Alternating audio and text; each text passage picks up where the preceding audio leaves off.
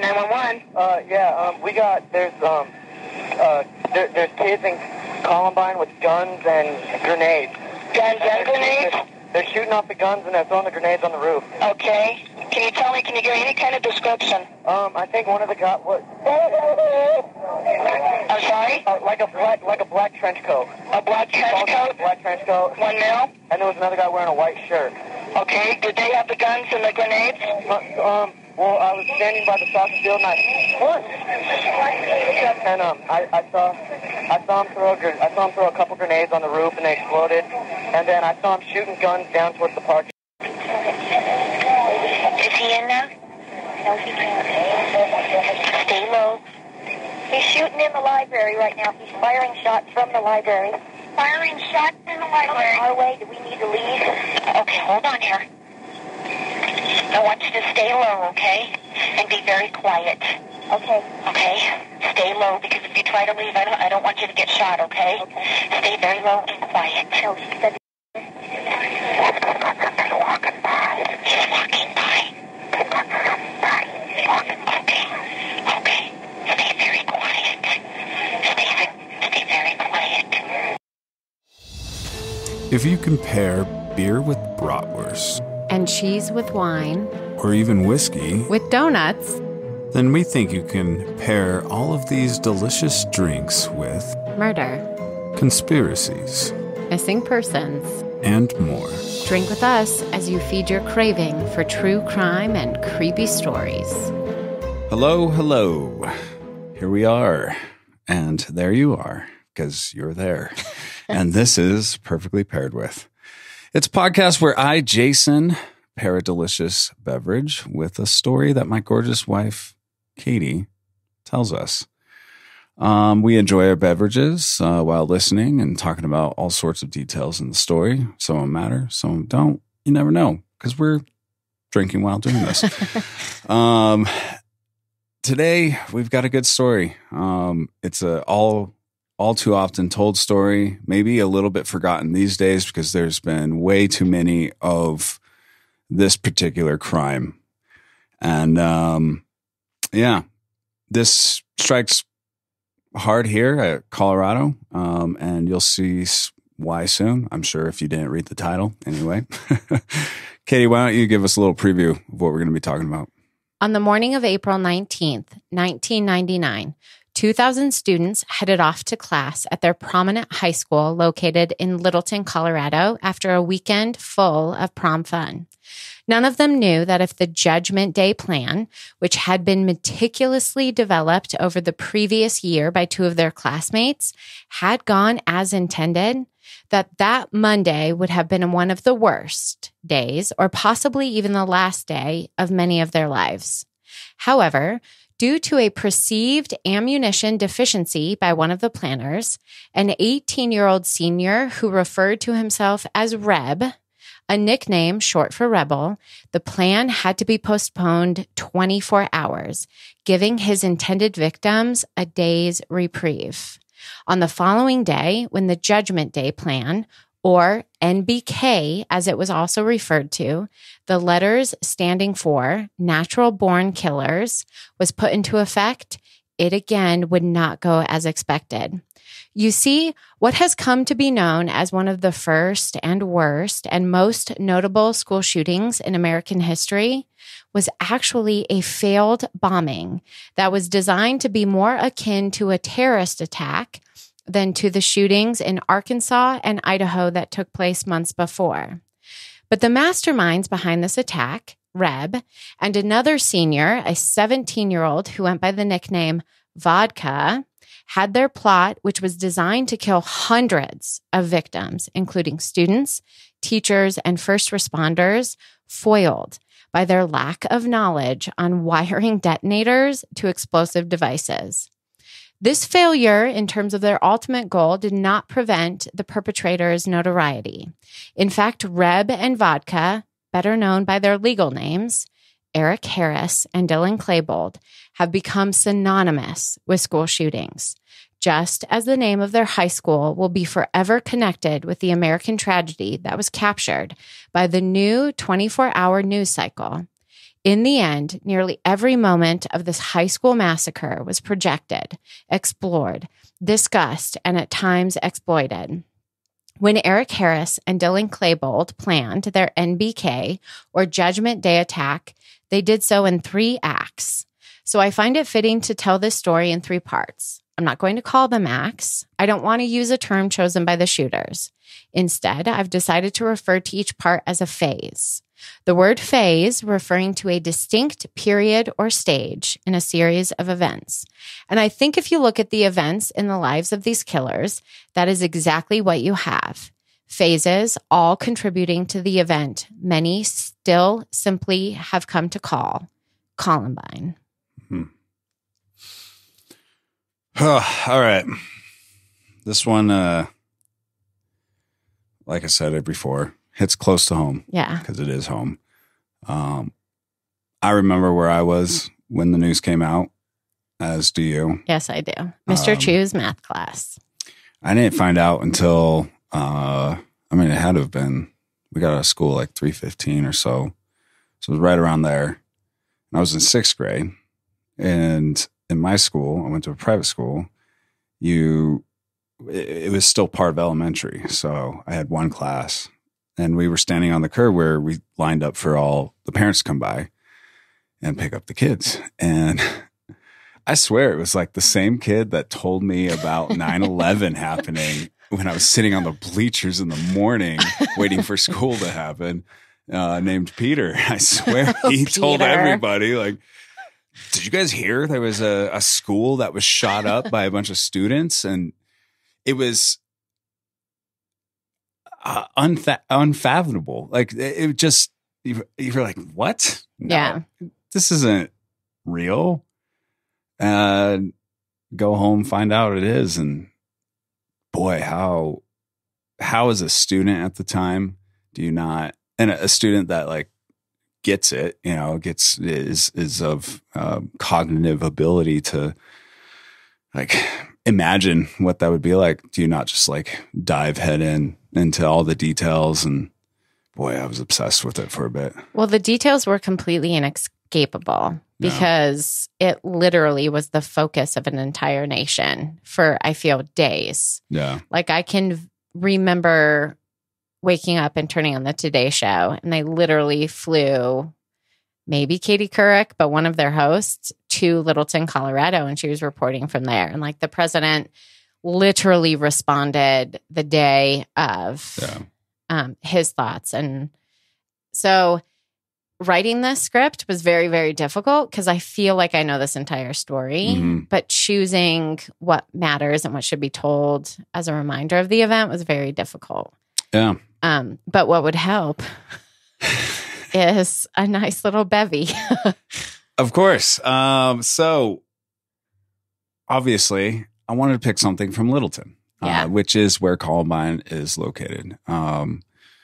There's a number of breweries in Littleton. I believe it. There's not, I was kind of surprised there's not a lot that like ship to stores. In fact, I could only really find one. And if you know of another, let me know. I did quite a bit of research on it, and we almost had to go to Loveland today to pick up some beer. But goodness. I did find one that actually is around, not everywhere, but luckily around close to us. And they make some fun sounding beers, and I have 2 interesting beers. Okay. So we're doing 2. I'm going to open both of them. We'll both try one, then switch. And I already know which one I want. Whichever one you want, in the fridge. You can have. All right, you know which one I want. I know. Well, we'll see. I mean, it's a certain type of beer, which is oh no, it's not Indian Pale Ale, okay. So you might like it. We'll see. So this one's called. First of all, the brewery is called Living the Dream Brewing Company. Okay. Catchy name. They're also very dog friendly. If you're in Colorado and you're around Colorado that area, is very you dog take friendly. Your dog. You could take your dog to this brewery and drink and have some food cart or food truck food cart. Food he cart literally food. has Food cart food is a lot different than food truck, cart. unless you're in Harry New York. Potter. No, New York's got some good food. You know, the hot dogs. Food and trolley. Stuff. I don't know. Anyway, guava mountain ghost is this one. Guava is my favorite fruit. Yeah. And she likes the mountains, but she has no idea what ghost is. So No. it's a lighter beer. It comes from German beers in the way they brew it. I won't go into the whole thing of how they make it, but it's supposed to be like a fruitier, lighter, and slightly sour beer. Okay. So, well, let me crack it open. And I they're wanna generally ASMR lower in this. ABV. Yep, this one's 4.3. Perfection. Which wasn't worth the price, unless it tastes really delicious. Wow, I like guava. So you get to I hope try it tastes that like one the first. Guava juice of my childhood. Will you show the camera that? I don't think I did. The second one. Okay. What do you think? It is a sour guava juice. It is sour. Holy smokes. It is a sour guava candy. I can absolutely taste the guava, which I will that's give good. them kudos. Yeah, I didn't think that was going to come from through. here until next year, because guava is a very distinct flavor, and you can't just like replicate it. Like it's not fake strawberry. It's not fake watermelon. And sometimes it's like not strong enough in the drink. Mm-hmm. So it's like slightly guava. But this is sour. Making me say my. Well, maybe you'll like this one. This one is Powder Run, which is one of their regular beers, but this one's a special. I like the guava. I'm guessing Christmas edition because it's gingerbread.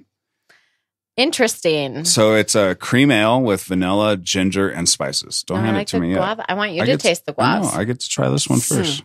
Mm-hmm. She didn't follow directions. All right, gingerbread. Mm-hmm. Oh, wow. It's like Christmas in my mouth. See, and I don't know if I want to try that. We spent the day sitting outside in the sunshine. Colorado has finally like hit springtime. For anybody listening, this would have been at delicious. Any point, this 3 is the months first ago. really warm day of the year that we've had, and so we spent all day. It's hard to have that one. The gingerbread is fine. It tastes lovely, but I'm not going to drink it on a sunshiny day in April. Ooh. So you can have that back. Yeah, and that's I'll take like the guavs. That's pretty close to sour. I'm not a big sour fan. Okay. Sour beers, which is a type of beer. You all know that, St. right? Nicholas, you drink the gingerbread. I'll drink the gingerbread. But I do like it on a really hot day like today. It's pretty good. Or actually perfect temperature day like today. That's good. I hope it's really warm when we get done with this. I can have one outside. Yeah, no, I like that. The gingerbread, it tastes like gingerbread. It does. They nailed it. They nailed it. I wish we would have found this. It's actually really good. 4 months ago. Yeah. Well, bravo, living the dream. Living the dream. Kudos. Two good beers. That one, the Guava Mountain, would take me a second to get used to, but I think I could get used to that.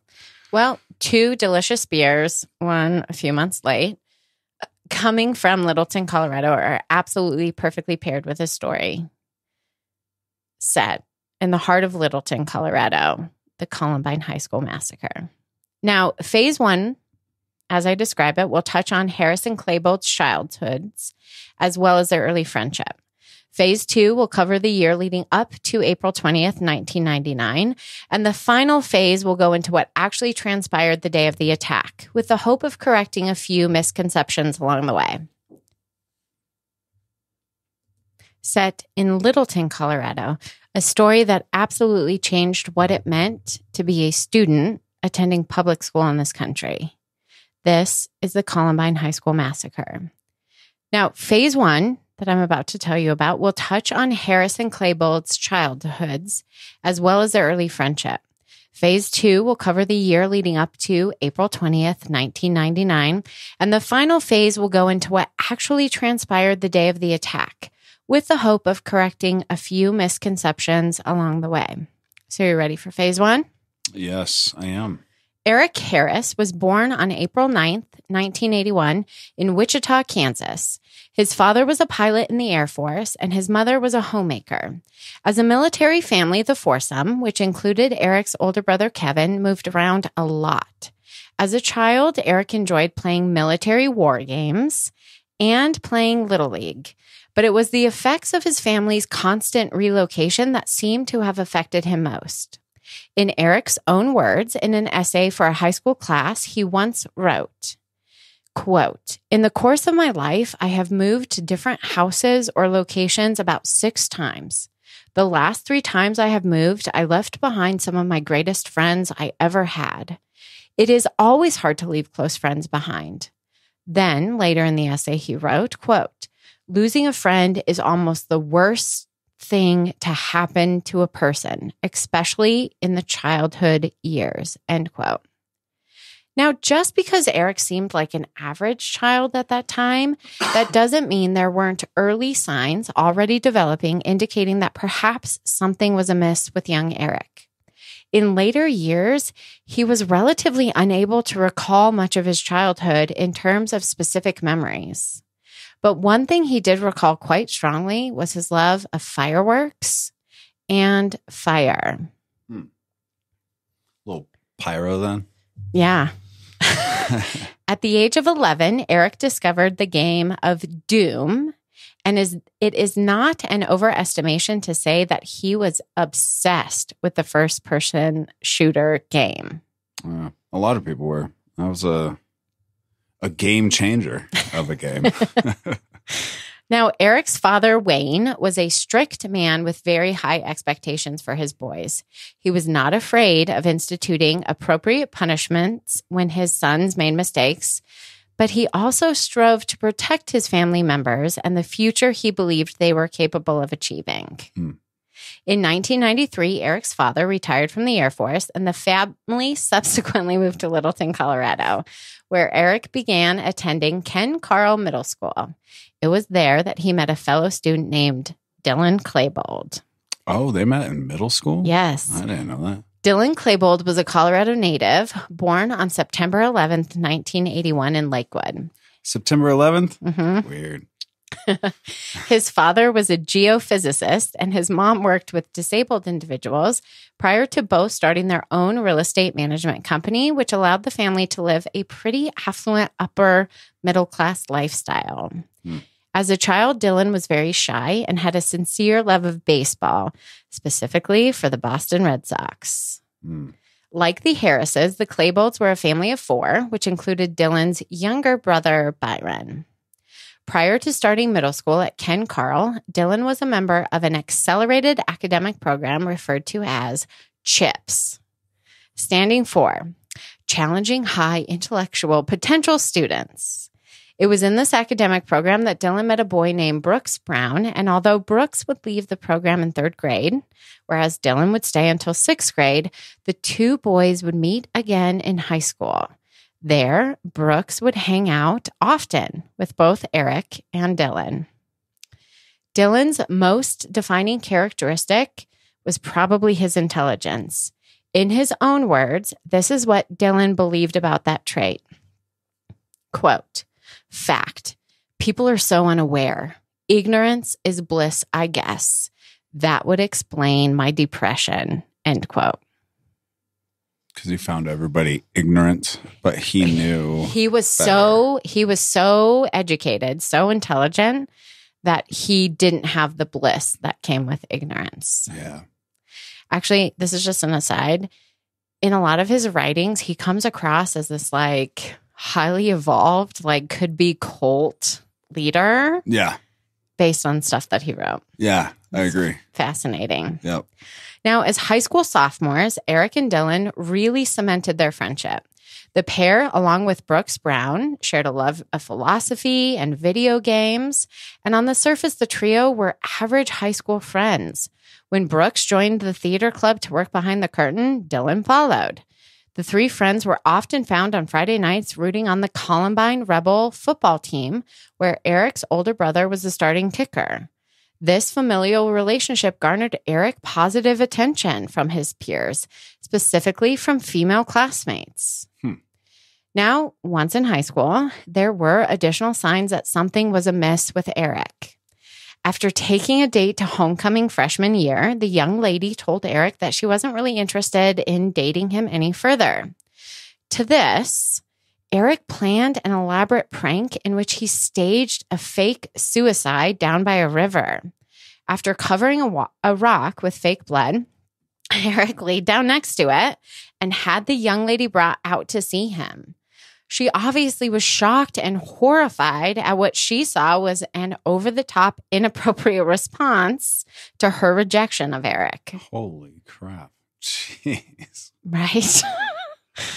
Now, Eric and Dylan also shared a place of employment. Both young men worked at Blackjack Pizza. Eric actually would become a shift manager his senior year after proving to be a responsible and capable employee. There, at Blackjack, Eric would use free slices of pizza to flirt with teenage girls. But Dylan, not so much. Whereas Eric was capable of approaching and flirting with girls who generally seemed to like Eric, Dylan did not have a similar set of skills. In fact, in Dylan's own journal leading up to Judgment Day, he documented his intense love, that's what he called it, for another student who he struggled with telling her about his feelings. In one poem he wrote, quote, "I know it's her. Everything is true. My love is genuinely love. Existence forever is the happiness that we have achieved with each other," end quote. Wow. During this time, his journal writings revealed other parts to who Dylan was as well. In addition to being unequivocally in love, he also was incredibly depressed with a deep-rooted feeling of alienation from other peers he would refer to as zombies. In one journal entry, he wrote, quote, "I was Mr. Cutter tonight. I have 22 depressions on my right hand now," end quote, referring to self-harm. Yeah. End quote. "Oh God, I want to die so bad. Such a sad, desolate, lonely life. Sucks. Unsalvageable, I feel I am. Not fair, end quote. Later, he would write, quote, "I am God, comma, this name is redacted, is God." So it wasn't Eric, because his name is allowed in the writings. "And zombies will pay for their arrogance, hate, fear, abandonment, and distrust." So he's like writing in a way that shows he considers himself two separate beings inside one. If not three. You have this teenage lovesick kid. You have this incredibly depressed individual who wants nothing more than death. And then what I see as this like evolution into, I have this hatred for myself. I can't act on it. So I'm going to turn it around and express it as hatred to other people who I actually blame for why I feel the way that I feel. That's how I read it.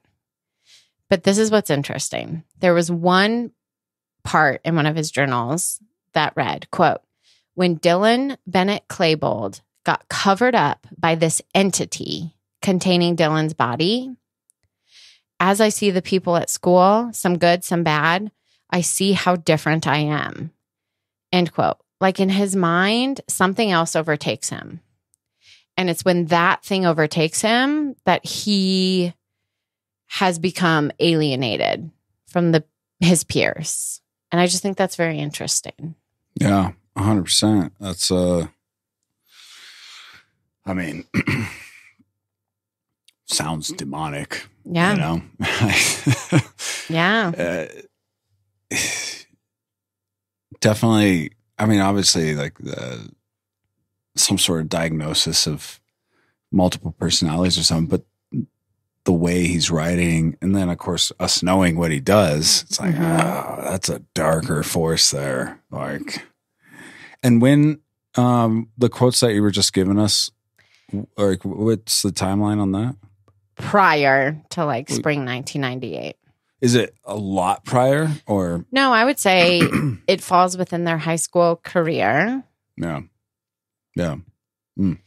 Now, there was another Columbine student who worked at Blackjack with Eric and Dylan. His name was Eric Dutro. And for Halloween in 1996, he decided that he wanted to go dressed as Dracula. To makeshift a costume, Dutro purchased a black duster or a trench coat. And although the costume never worked out for Dutro, he took to the jacket. And after incorporating it into his high school style, many of his friends did as well. Now, this group of teen boys soon began being referred to as the Trenchcoat Mafia. I was wondering where that came Neither from. Eric Harris nor Dylan Klebold were ever members of this group. Really? Never, ever. Interesting. Huh. Well, I mean, and you'll get here, I'm sure, eventually, but there is, I perused the basement tape transcripts, and one of them talks about almost being caught by his mom with the duster on and like making sure his sawed-off shotgun would fit under it. And the way whoever wrote the transcripts, the way they made it sound was even the duster would have been kind of like, what is that to the mom? Like everything he was doing, she should have asked a question. So there are two things. Obviously, when the boys attack the school, they are wearing trench coats, and the purpose is to cover up their weapons. Yeah. They want to hide their weapons. The reason why we're talking about this is because after Columbine occurs, people say Eric and Dylan are part of this gang called the Trenchcoat Mafia, and they're all these other things. Eric actually wrote this paper, and I'm not sure for what class or in what context, where he advertises a business of like 4 hire killers, and he calls them the Trenchcoat Mafia. Oh, weird. So, I mean, clearly he's probably inspired by true life, seeing this group at school, but there are connections between Eric and this idea of a Trenchcoat Mafia. And after all, like the rumors swirl, people say that this two, and they're erroneously saying that these two were a part of the Trenchcoat Mafia. They never were. Interesting. I didn't know that they actually were not. Maybe I had heard that, but didn't actually look into it. No. Never, ever. That is one. So, there's so many things that kind of came out of this occurrence that I get really pissed off about, because like things were demonized because of it, and things I liked, like trench coats. Tell me. Look, first it was some of the music they listened to, and then some of the games. Like a lot of that was attacked. Rammstein, Marilyn Manson. Yeah. And then honestly, once the trench coat thing came out and I started looking into them, and of course, Matrix came out that year, and Neo is rocking that duster like no one ever has, dodging bullets. I wanted a trench coat so freaking bad, and I couldn't. It's in year 2000, right after. It's like, well, I guess I'm not going to walk into middle school with a trench coat all cool like Neo from Matrix because these dickheads had to ruin it. Anyway, I know that is something you shouldn't complain about, but give me that I was in like 6th to 7th grade, and that was my thinking at the time. Well, I think societal response was so extreme because it wasn't the first school shooting, and up until that point, it wasn't even the most catastrophic. Like there were other ones that were worse, but it was one that people saw basically unfolding. And so it was, people were like, we have to respond. So things changed almost overnight for kids going to school. So yeah, you absolutely could not have worn a trench coat to school. Well, and it was one of those things, like the magnitude of the numbers, that was polarizing. But then also it was done at a time where we had pretty fresh and new, relatively speaking, news, like 24-hour cycles. Oh, it was like the first national catastrophe that you could occurred tune in when they were okay with just reporting around the clock. Yeah, you could tune in to CNN any time of the day, 2 a.m. and still be hearing about it. All right. Phase 2. Oh, man. Junior year, things began to change for Eric Harris and Dylan Klebold. For one, when work was slow, the boys would go to the roof of the Blackjack Pizza to drink beer and shoot off bottle rockets. Alcohol seemed to be a prominent part of this phase in Harris and Klebold's life, specifically for Dylan, who took on the nickname Vodka in honor of his favorite liquor. He would capitalize the DK in honor of his name, Dylan Klebold. In addition to these underage acts of drinking and work time mischief, the duo began engaging in what they referred to as missions. These missions included toilet papering neighborhood homes, spray painting graffiti, and even setting fire to potted plants. In Eric's own words, this is what he has to say about these missions. Excuse my language. Quote, "Okay, people, I'm going to let you in on a big secret of our clan." It got me in my throat. "We ain't no GD, stupid ass Quake clan. We are more of a gang. We plan out and execute missions. Anyone pisses us off, we do a little deed to their house. Eggs, teepee, super glue, busy boxes, large amounts of fireworks. You name it, and we probably or already have done it." It's my best Eric Harris. It's just hard to take them seriously. Like when they're calling these missions and stuff, but then they do. That's the problem. Nobody took them seriously. That's the problem. That's the big problem. They're just doing shit that kids have been doing for fucking ever. Like it's like, no. There's no wonder why nobody took them seriously, because they were doing things that people had been doing. Like back in the 70s, same stuff going on, like kids just went weird and did weird shit. Like, I mean, what kid hasn't TP'd a house? I don't know, like pranks have been pranks forever. And maybe their parents actually did like know about a little bit of it. And they're just like, well, we're just being kids. I mean, well, these rebellious tendencies flooded over into their lives as students. Dylan received a multi-day suspension for carving a homophobic slur into the locker of an underclassman. The boys were also caught for hacking into the school computer to access locker combinations. Whoa. In general, Eric and Dylan were not outsiders receiving the brunt of a class full of bullies. They were not specific targets for the cool jocks.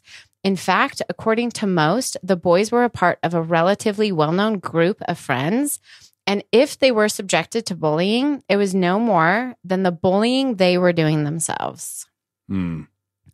Despite this relatively normal high school existence, Eric's behavior seemed to escalate even more, specifically in terms of his interactions with his friend Brooks. Now, Brooks Brown often gave Eric rides, but as Eric had an issue with running late, this created tension between the two friends. Finally, when Eric's tardiness became too much, Brooks told him that he no longer would be driving him around. To this declaration, Eric became outraged, so much so that he grabbed a block of ice and smashed Brooks' front window with it. Jeez. Now, Brooks obviously told his own parents about the incident and eventually would tell the Harrises as well, and not just about the ice incident.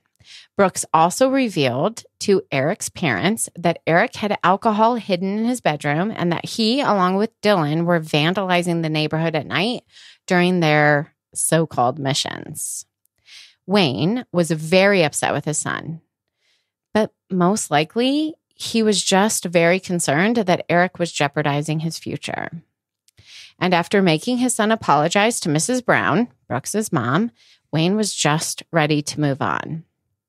Mrs. Brown, on the other hand, was not. She, along with her sons, were terrified of Eric, terrified that Eric would one day hurt her family. After this interaction with Brooks and his mother, Eric took to his website to vent his frustration. And one day while at school, Dylan approached Brooks and handed him a slip of paper with a web address scrawled upon it. The only thing Dylan said was, "Don't tell Eric I told you." When Brooks entered this web address into the address bar and hit enter, he was taken to a very disturbing sight. Here, Eric had described multiple acts of vandalism and his escapades in building pipe bombs. Also included in Eric's online writings was his desire to kill people, namely Brooks Brown. When Mrs. Brown saw this website, she immediately called the police and filed a report. The investigating officer, after making connections between what Eric wrote and a pipe bomb found in the area determined there was enough evidence to draft a search warrant. Unfortunately, for unknown reasons, this warrant was never brought before a judge, and no search of Eric's home took place prior to April 20th, that is. Oh, man. I did not know about that. Although I could see it not escalating up to a judge just because they're kids, like kind of like, Yeah. Can this, what grade was this? Is this High school? But it wasn't. It was right the around year of, was it? Sophomore, junior year. Okay. Yeah. People just weren't on alert of high schoolers at that time. So Yeah. I could see them just being like, you know what? We probably scared them enough by like questioning. I'm sure they talked to them. Let's just leave it alone. Well, it was right around this time that in January of 1998, the boys took their missions to the next level. After spying an unattended parked van on Deer Creek Canyon Road, the boys broke in and stole electronic equipment from inside. This would warrant a possible felony charge for both boys. Wayne Harris was furious and extremely concerned about what this might mean for his son's future. Wayne knew that he had to do something to prevent a conviction and possible jail sentence. Wayne was instrumental in helping both boys receive a diversionary program, which is an alternate consequence to charges and possible jail time. Both boys were successfully completing the program at the time of the Columbine High School Massacre. Holy cow.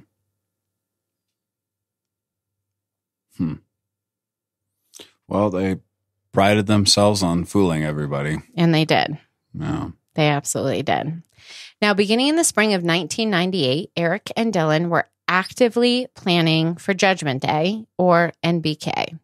While Eric developed explosives, both boys knew that they needed to access guns. The only problem was that neither was old enough to purchase the firearms. Then, in late November, early December of 1998, Eric asked a fellow classmate and friend, a girl named Robin, to help the boys out. Robin was already 18, and if she went with them to the Tanner Gun Show in Denver, she would be able to purchase the weapons from unlicensed dealers. That day, with Eric and Dylan present, Robin purchased 2 shotguns and 1 high-point carbine rifle. The reason Katie chuckled a little bit to the Tanner Gun Show, it's a famous gun show here. You can't drive down or up I-25, which is an interstate that basically cuts Colorado in half, without seeing signs for this gun show multiple times a year. And when it comes around, you can't like watch, the morning news without seeing 20 commercials for it. Yeah. The Tanner Gun Show. It's just a very Denver thing. Yeah, it really is. Now, the final firearm would be acquired in January 1999 when Eric and Dylan bought a semi-automatic Tech-9 from another pizza employee named Mark Maines for a whopping $500. That's definitely overpaying at that point. The way they described it was like in the alley behind the blackjack. Like they all just took off their blackjack uniforms and went out into the alley to do this deal when they could have probably just done it in the back of the pizza store. But you need the dramatics, which they were. Like, they made their little videos and they were very somewhat, I hate to call them artistic, but a little bit. Like they were obsessed with like just creating this fake, what everybody probably assumed was a fake world. But yeah, anyway. They absolutely they had a thing for the dramatic. Yeah. Yep. Now the 2 boys created detailed timelines and plans for their Judgment Day attack. They drew pictures, including renderings of what they intended to be wearing the day of. And they created the basement tapes. Now, the basement tapes are very interesting because after law enforcement watched them And I believe both the Harrises and the Klebold's were allowed to watch them, and maybe an assortment of people associated with the incident. The basement tapes were destroyed. And so you can't actually watch them. I think there are snippets of a few that are out there that you can find. But in general, it's these boys in Eric's basement, angry and ranting and trying to explain what they intend on doing.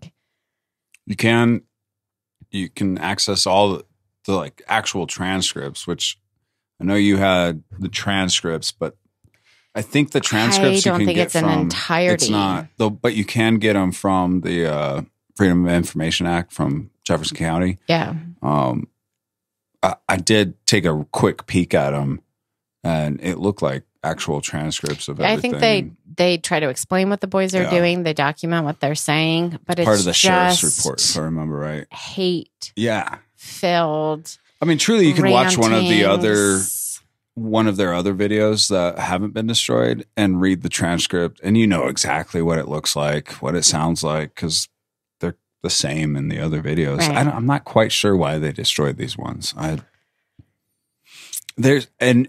haven't read through all of them, and one thing I did see as a reason was the names they bring up during the tapes. Can I tell you? So I read through almost every piece of writing that have been published by the boys.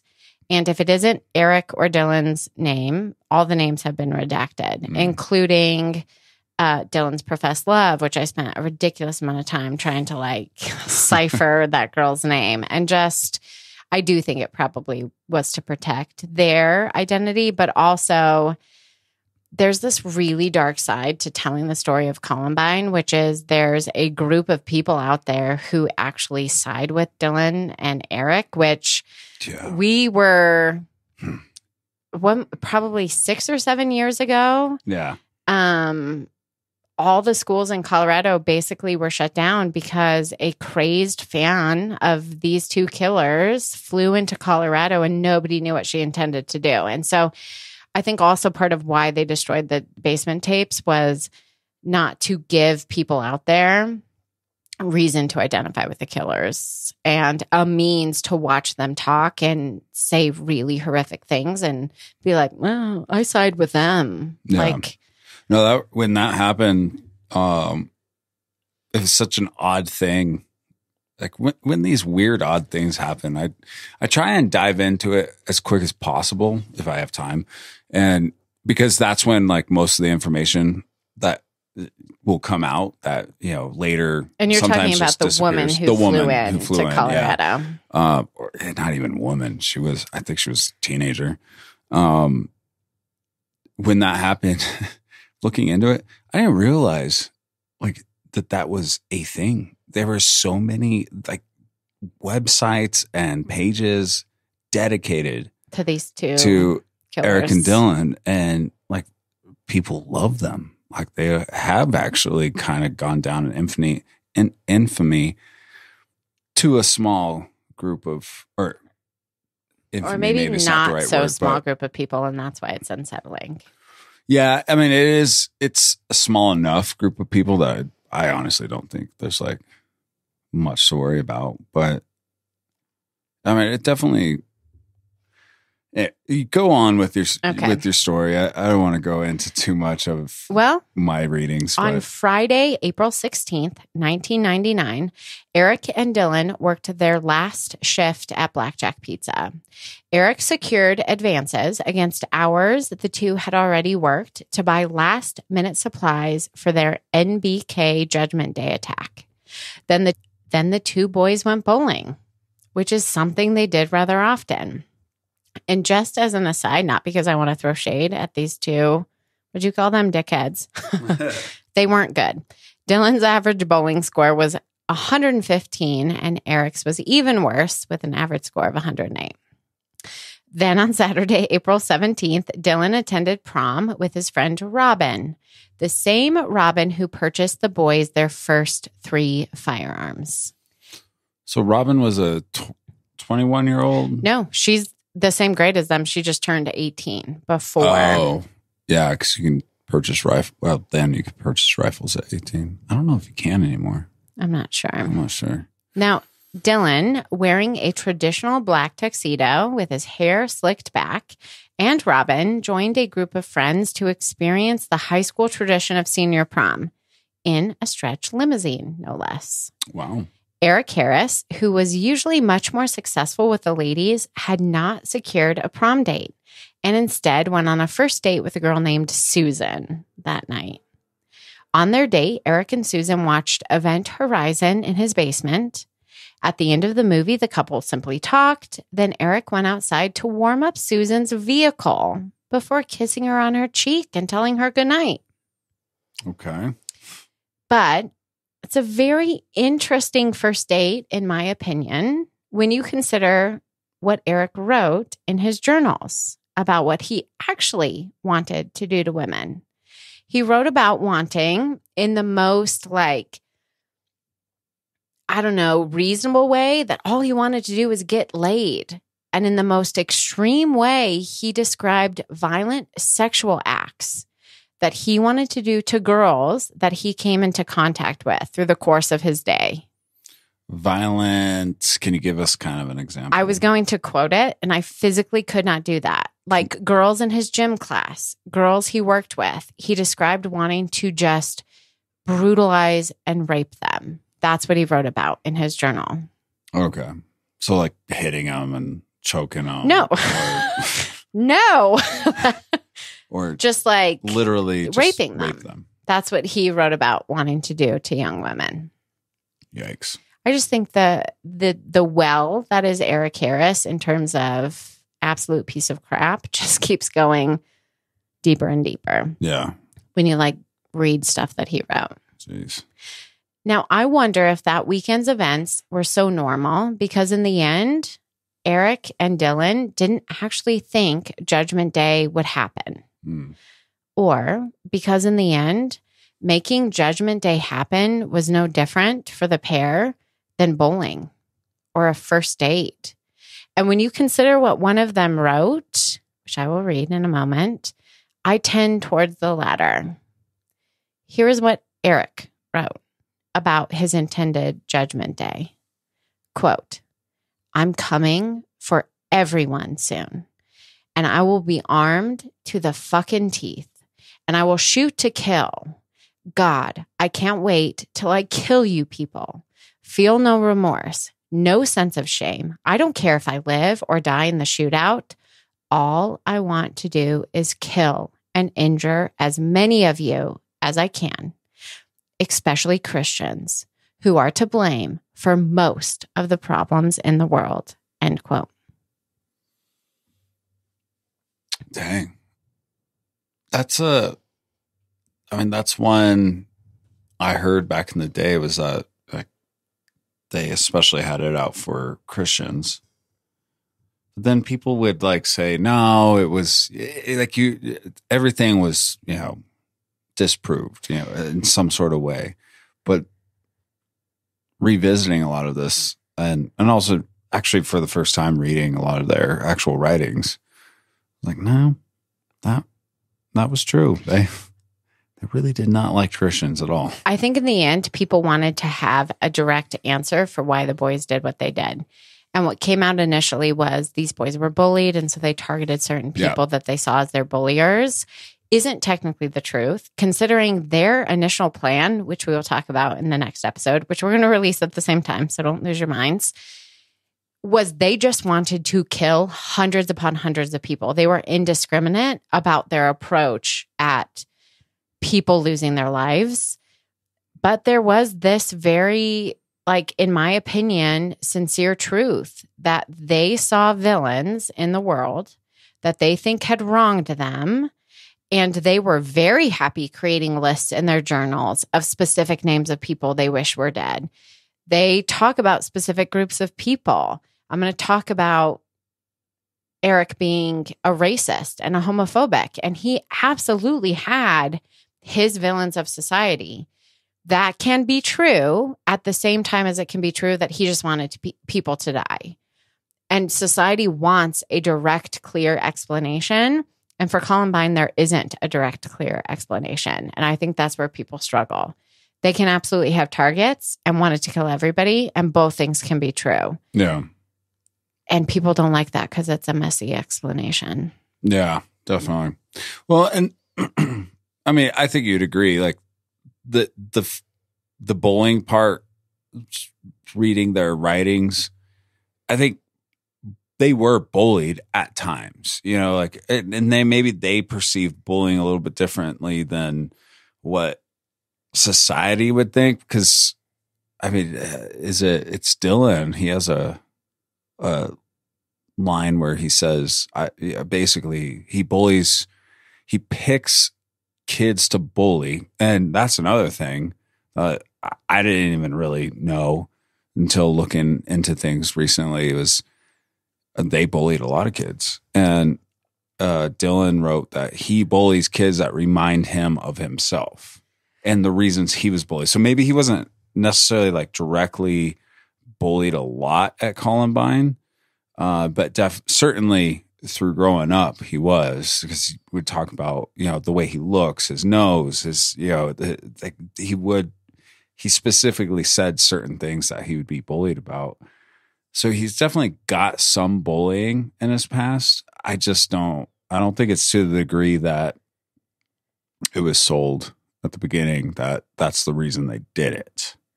I think they just, well, I agree with what you think, which we've talked about and you will get to. But I just don't think writing off bullying completely is fair. Well, they talk about how toxic life was at Columbine High School. And so I think for a lot of students, life wasn't pleasant there. Yeah. And for Eric and Dylan, they weren't, I think, the worst of the worst in terms of how they were treated. But internally, they had certain feelings that could only be explained by pointing at, well, these people make me feel this way. When internally, I just think they felt that way. Mm-hmm. And it was a perfect storm to create what happened on April 20th, which is what we're going to talk about, but we are going to give you a little bit of a break.